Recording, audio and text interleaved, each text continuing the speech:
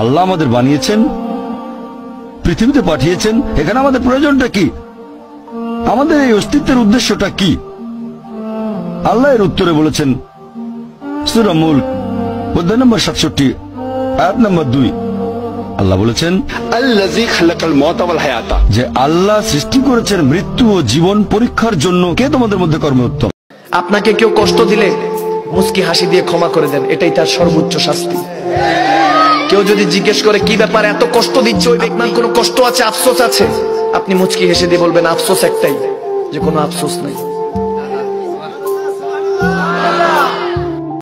আল্লাহ আপনি আমার গুনাহ মাফ করেন, ছোট গুনাহ, বড় গুনাহ, প্রকাশ্য গুনাহ, গোপন গুনাহ, ইচ্ছায় করেছে যে গুনাহ, অনিচ্ছায় করেছে যে গুনাহ, আল্লাহ সব গুনাহ আপনি মাফ করে দেন। আল্লাহ রাসূল সাল্লাল্লাহু আলাইহি ওয়াসাল্লাম বলেছেন 5টা বিষয় আসার আগে 5টা জিনিসকে কাজে লাগাও। তার মধ্যে একটা হচ্ছে শাবাবাকা ক্বাবলা হারামিক, বার্ধক্য আসার আগে যৌবনকে কাজে লাগাও। সিহহাতাকা ক্বাবলা মারাদিক, অসুস্থতা আসার আগে সুস্থতাকে কাজে লাগাও। গিনাকা ক্বাবলা ফাকরিক, গরীব হয়ে যাওয়ার আগে তোমার ধনাঢ্যতাকে কাজে লাগাও।